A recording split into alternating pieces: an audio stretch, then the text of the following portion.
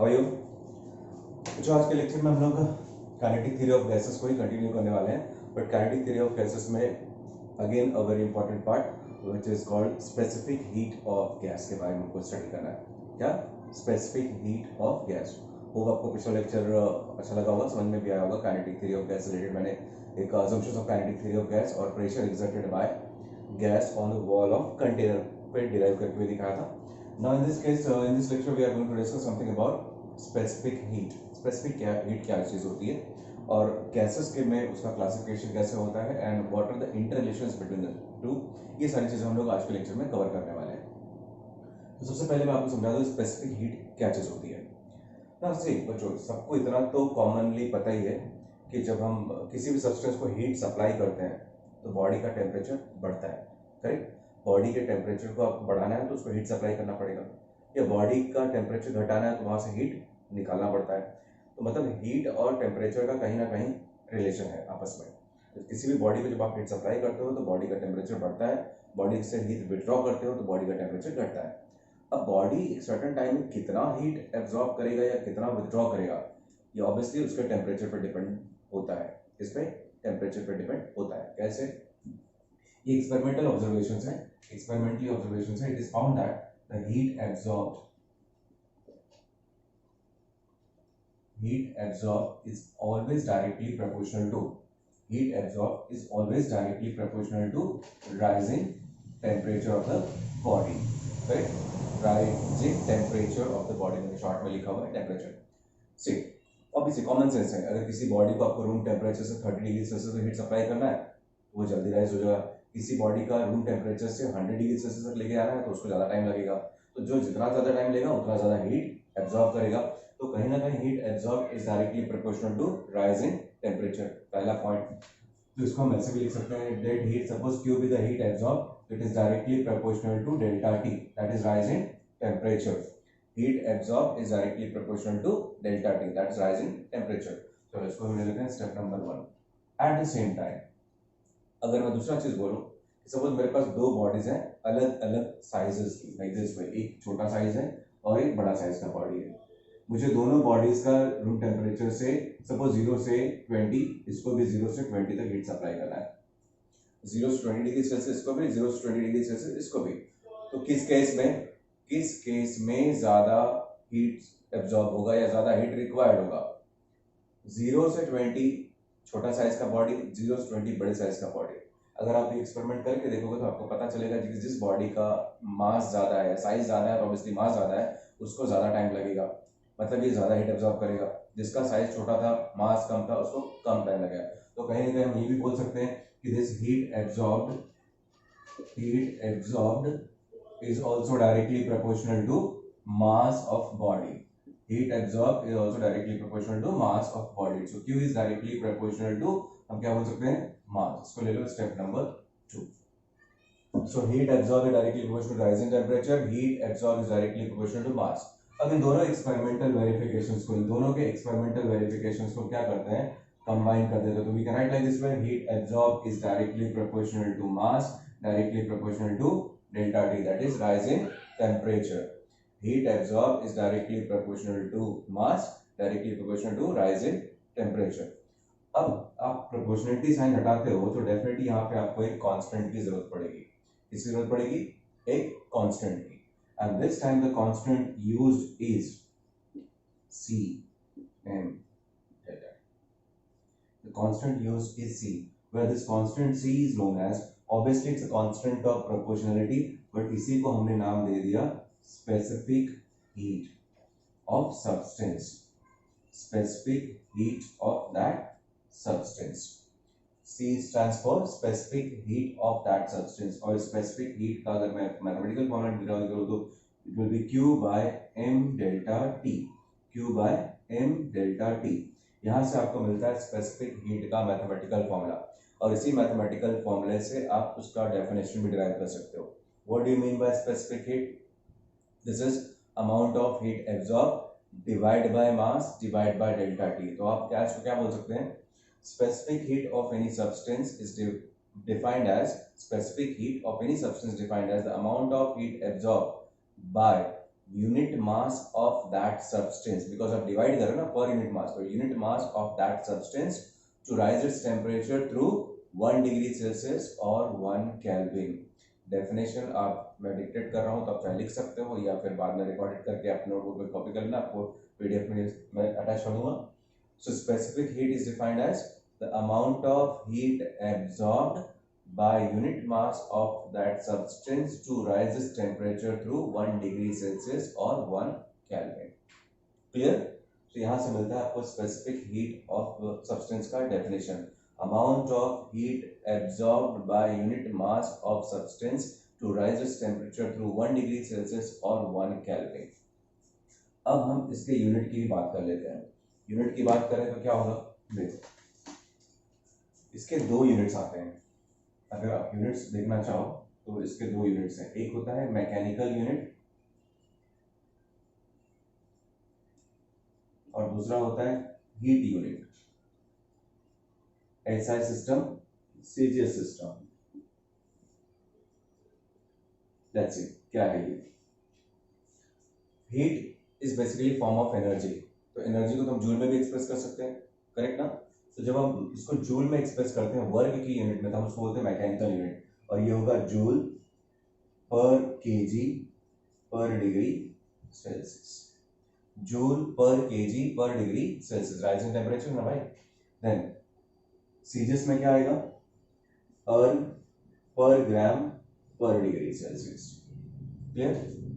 उसी तरह से अगर जब आप हीट के फॉर्म में आ जाओगे तो हीट का यूनिट क्या होता है? Kilo calorie. तो it will be kilocalorie per kg per degree Celsius and it will be calorie per gram per degree Celsius. So specific heat of any substance की ये चार अलग अलग यूनिट्स है. Mechanical units, SI system, CG system, heat unit, SI system, CG system. So hope the thing is clear. What is specific heat of any substance? जिस substance का specific heat ज़्यादा होता है उसको गर्म होने में ज़्यादा टाइम लगता है, मतलब टेम्परेचर राइज करने में ज़्यादा टाइम लगता है. जिस सब्सटेंस का स्पेसिफिक हीट कम होता है वो बॉडी जल्दी गर्म हो जाती है. ऑब्वियसली मास पे भी डिपेंडेंट होता है. मास पे भी डिपेंड होता है. मास ज़्यादा है तो टाइम ज़्यादा लगेगा, मास कम है तो कम टाइम लगेगा. बट अगर सपोज दो इक्वल मासेस के मेरे पास बॉडीज हैं, दो इक्वल मास के दो अलग अलग बॉडीज हैं और दोनों का टेम्परेचर मुझे इक्वली राइज करना है with the same supply of heat, with the same supply of heat, तो कौन सी बॉडी जल्दी गर्म होगी? फॉर एग्जाम्पल ये फर्स्ट बॉडी है, ये सेकेंड बॉडी है. इसका मास m, इसका भी मास m, बट इसका स्पेसिफिक हीट C1, इसका स्पेसिफिक हीट C2 और C1 is greater than C2 है. मैं दोनों को सेम सप्लाई प्रोवाइड कर रहा हूँ, सोर्स ऑफ जो हीट है वो सेम है.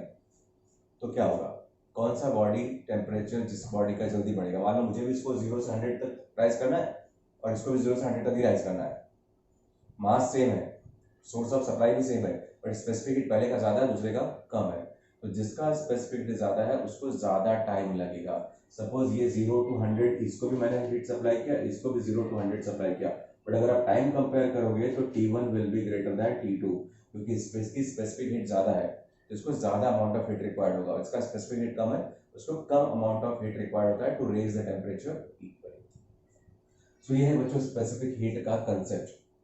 Got it? Specific heat, amount of heat required by unit mass of that substance to raise its temperature through 1 degree Celsius or 1 Kelvin. अब देखो पॉइंट ये आते हैं कि अगर सब्सटेंस में 1 डिग्री सेल्सियस या 2 डिग्री सेल्सियस की बात करूं तो किसी भी सॉलिड या लिक्विड का टेम्परेचर जब अगर आप 1-2 degree Celsius 3 degree Celsius rise करते हो तो क्या उसके साइज और शेप पे कोई फर्क पड़ता है?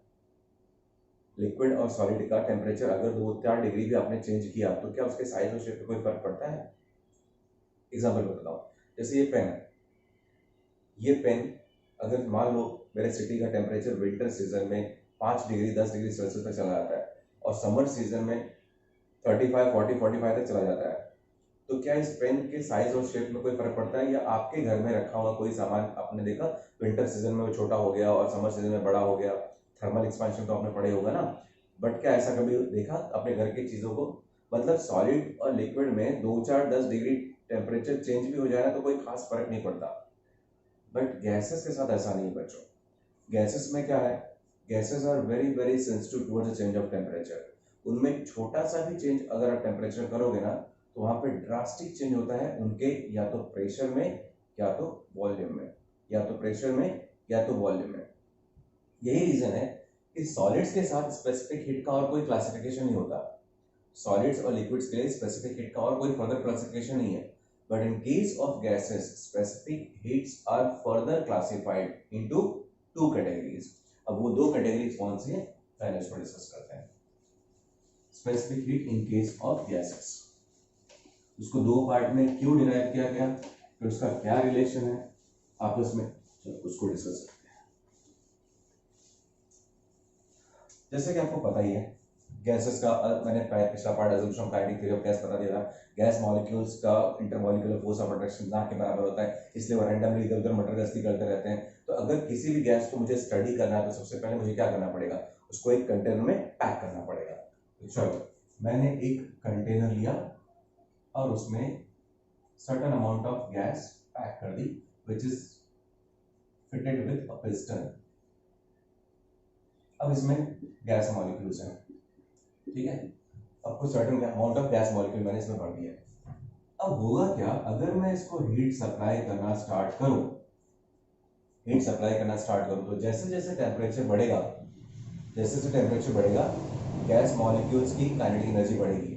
टेम्परेचर बढ़ेगा तो आरएमएस वेलोसिटी बढ़ेगी, आरएमएस वेलोसिटी बढ़ेगा तो काइनेटिक एनर्जी बढ़ेगा और मॉलिक्यूल्स भागना चाहेंगे इधर उधर। जब इधर उधर भागना चाहेंगे तो वो क्या एक दूसरे से और दूर जाना चाहेंगे। ज्यादा एनर्जी वाले लोग हैं ना, तो ज्यादा एनर्जी वाले लोग ग्रिड में क्यों बैठे रहें और दूर भागना चाहेंगे। जब दूर भागना चाहेंगे तो ये क्या करेंगे, इस कंटेनर पे प्रेशर एक्सर्ट करेंगे, कंटेनर पे प्रेशर एक्सर्ट करेंगे। ये चाहेंगे कंटेनर को फोड़ के बाहर निकल जाए, लेकिन ये तीन साइड तो मूवेबल नहीं है, मूवेबल साइड सिर्फ एक ही है हमारा पिस्टन। अब देखो अगर आपने पिस्टन फिक्स कर दिया है, आप पिस्टन को अलाउ नहीं कर रहे हो कि ये मूव हो जाए, तो क्या होगा ऐसे केस में आप क्या मेंटेन कर रहे हो, वॉल्यूम, करेक्ट। अगर आपने पिस्टन फिक्स कर दिया तो आप वॉल्यूम एक्सपांड नहीं होने दोगे, तो आप यहाँ पे हीट सप्लाई कर रहे हो एट कांस्टेंट वॉल्यूम। बट जब कांस्टेंट वॉल्यूम रख रहे हो तो एक चीज तो बढ़ रही है ना, यहाँ पे फोर्स, फोर्स बढ़ रहा है क्योंकि गैस मॉलिक्यूल्स की एनर्जी बढ़ी है, तो जहां जाके बार बार मारेंगे उस वॉल को, टकराएंगे ताकि ये मुझे भागने का मौका दे। अब प्रेशर फोर्स एक्सर्ट करेंगे तो इनडायरेक्टली प्रेशर एक्सर्ट कर रहे हैं, तो यहाँ पे क्या राइज हो रहा है, प्रेशर। अगर आप इस गैस मॉलिक्यूल को कांस्टेंट वॉल्यूम पे हीट सप्लाई करना चाहोगे तो यहाँ पे प्रेशर बढ़ेगा। चल प्रेशर अगर आप नहीं बढ़ना देना चाहते तो क्या करना पड़ेगा आपको, फिर पिस्टन को फ्री करना पड़ेगा। दूसरा देख लो, दूसरा सिस्टम यहाँ पे देख लेते हैं। मान लो वही सेम कंटेनर है, अब मैं क्या करूंगा, अगर मैंने देखा अच्छा प्रेशर बढ़ रहा है, प्रेशर बढ़ रहा है, चलो हो सकता है ये कंटेनर प्रेशर बेयर करने में कैपेबल ना हो, तो मैं क्या करता हूँ पिस्टन को फ्री कर दूंगा। जब आप पिस्टन को फ्री कर दोगे तो ये इसकी ओरिजिनल पोजीशन थी, पिस्टन धीरे धीरे ऊपर जाएगा, जैसे जैसे टेम्परेचर बढ़ेगा piston will shift, piston will shift. और जब पिस्टन शिफ्ट हुआ तो क्या होगा, वॉल्यूम इंक्रीज होगा।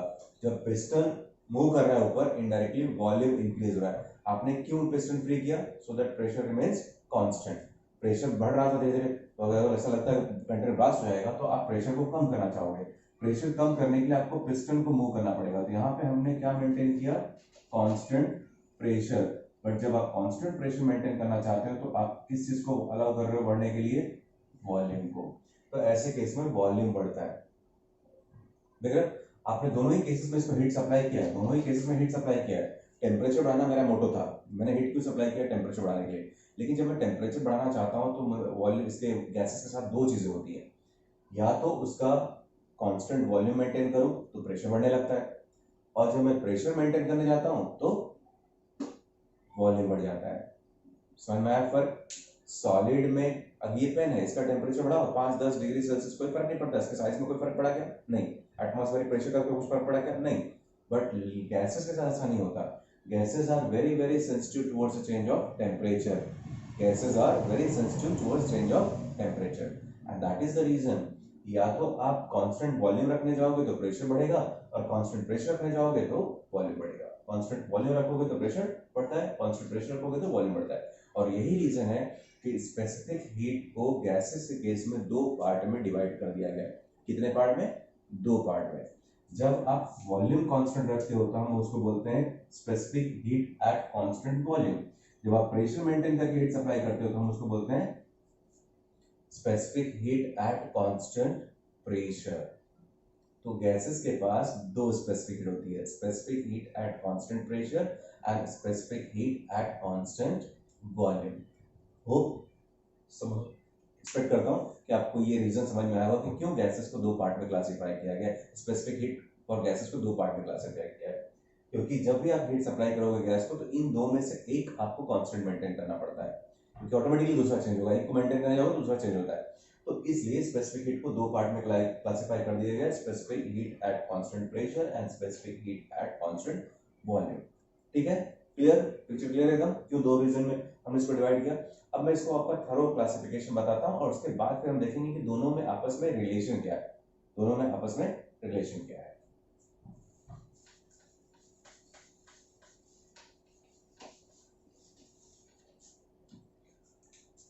सो अब तक हम क्या देख चुके हैं, स्पेसिफिक हीट ऑफ गैस। इसको हमने पहले तो दो पार्ट में क्लासिफाई कर दिया, किसमें, स्पेसिफिक हीट एट मान लो constant pressure and then specific heat at constant volume.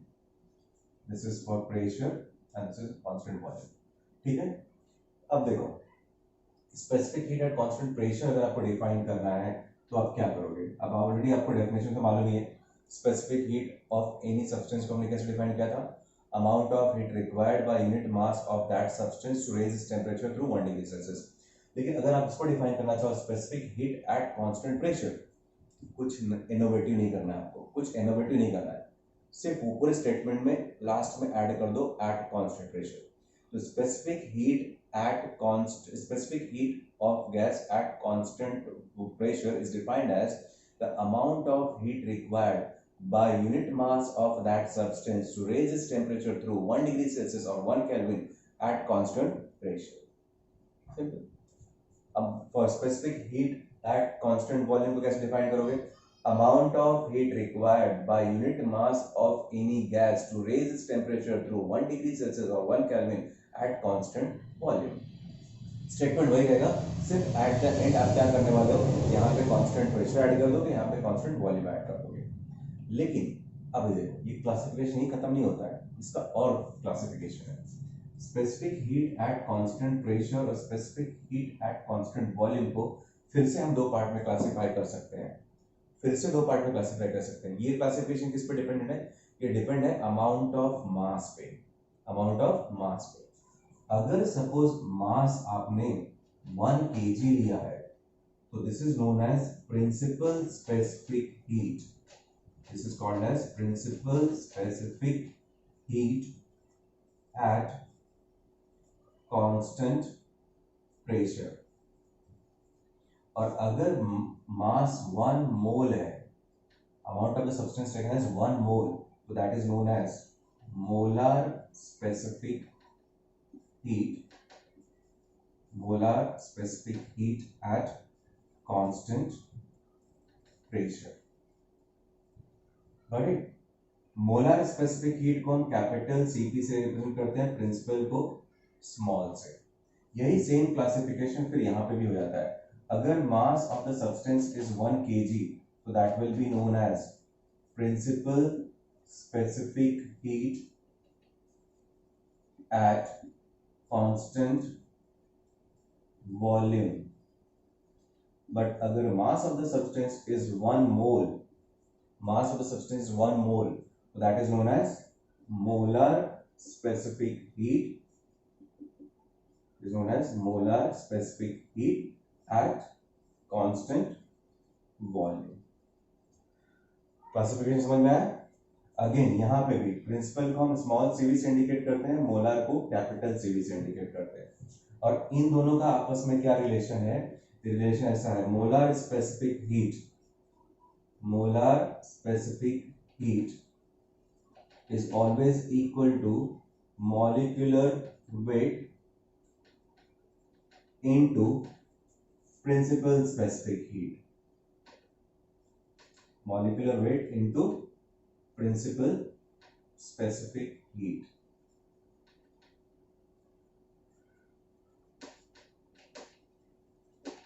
समझ आ रहा है? Molar specific heat is always equal to होता है molecular weight into principal specific heat, मतलब capital Cp is equal to molecular weight of that substance into small cp, capital Cv is equal to molecular weight of that substance into small cv। Correct? ये है overall classification of specific heat for gases का। हो समझ में आया होगा आपको? Specific heat of gas को हमने दो पार्ट में पहले क्लासिफाई किया, eight constant pressure, eight constant volume. किस बेस पे? जब प्रेशर कांस्टेंट रहता है तो बन जाता है कांस्टेंट प्रेशर, वॉल्यूम कांस्टेंट रहता है तो बन जाता है कांस्टेंट वॉल्यूम। क्लियर? उसके बाद फिर से हमने उसको दो पार्ट में क्लासिफाई किया, principal specific heat at constant pressure, molar specific heat at constant pressure. ये क्लासिफिकेशन किस बेस पे होता है? अगर amount of the substance 1 kg है वो प्रिंसिपल स्पेसिफिक हीट होगा, amount of the substance 1 mole है तो वही बन जाता है molar specific heat at constant volume. कुछ नया नहीं है, खाली वर्ड ऐड चेंज कर रहे हैं इसकी वजह से। सेम उसी तरह से specific heat of gases at constant volume को भी हम दो पार्ट में क्लासिफाई कर सकते हैं, principal specific heat at constant volume and molar specific heat at constant volume. Reason? Mass 1 kg तो प्रिंसिपल, मास 1 मोल तो दैट इज मोलर। और मोलर और प्रिंसिपल का आपस में क्या रिलेशन है? Molar principal, molar specific heat is always equal to molecular weight into principal specific heat. तो ऑब्वियसली मोलर वाला वैल्यू ज्यादा होता है। Molar specific heat is equal to m into c, cp, capital Cp is equal to molecular weight into small cp, capital Cv into molecular weight equal to molecular weight into small c. So this is all about the classification of specific heat for gases. ठीक है? तो हर इस gas के पास दो values होती है, या तो Cp और Cv।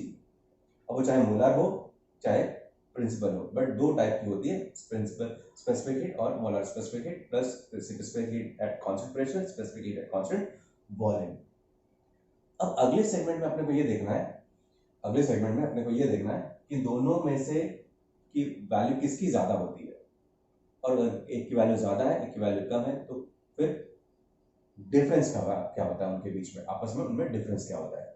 चलो नेक्स्ट पॉइंट पे आते हैं कि देखते हैं कौन सी स्पेसिफिक हीट ज्यादा है और कौन सी स्पेसिफिक हीट कम होती है और उसके पीछे का रीजन क्या है।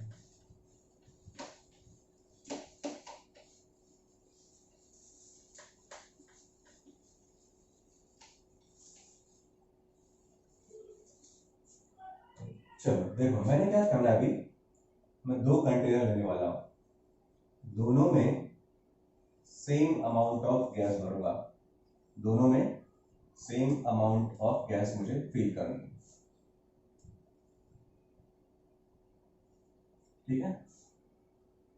Suppose n with the number of moles, ठीक है, n with the number of moles, pressure, volume, temperature, n with the number of moles, same pressure, same volume, same temperature.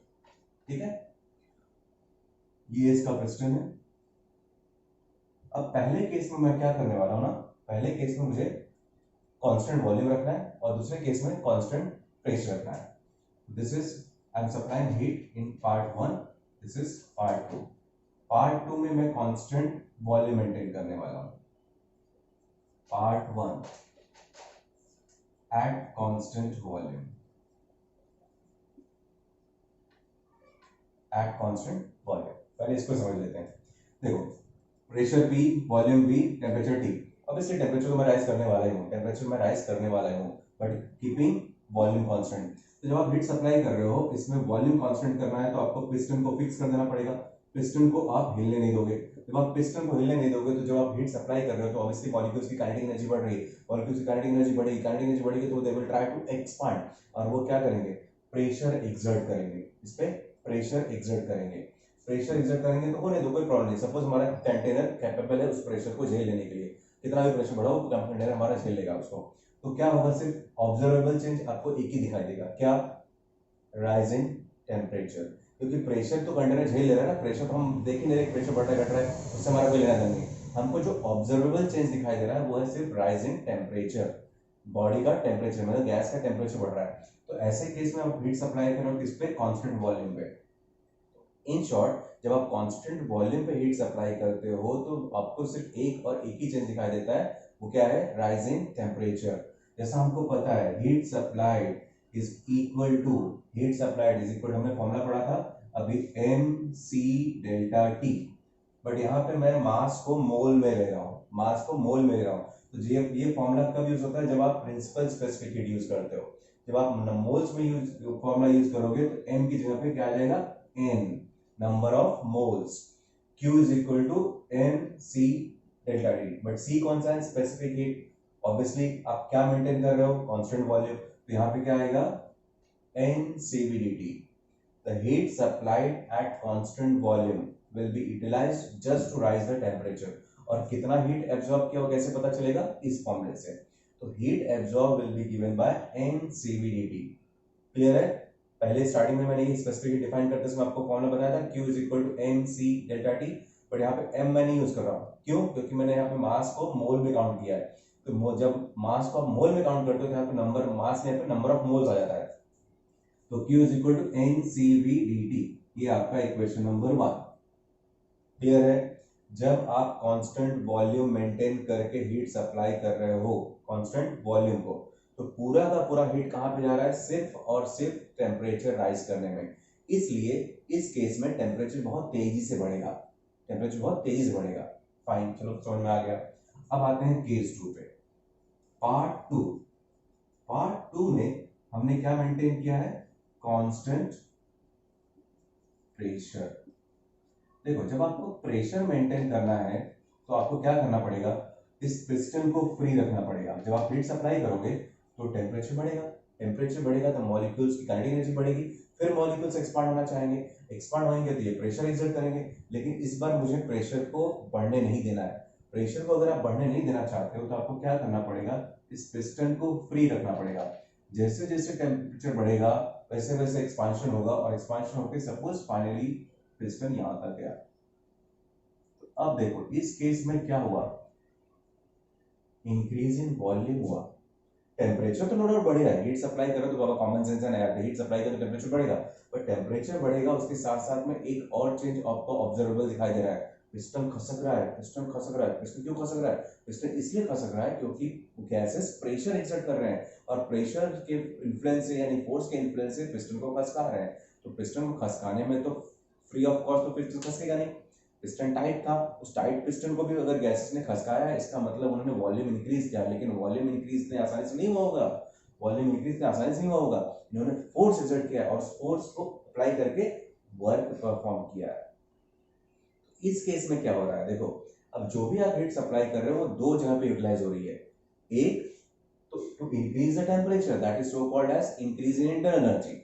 जब आप टेम्परेचर बढ़ाते हो तो उसको बोलते हैं इंक्रीज इन इंटरनल एनर्जी। जो भी आप हीट सप्लाई कर रहे हो उसी एट कांस्टेंट प्रेशर पे हीट सप्लाई, जो भी आप हीट सप्लाई कर रहे हो is utilized in two parts. पहला, increase in internal energy, increase in internal energy जिसको हम बोलते हैं इंक्रीज इन टेम्परेचर।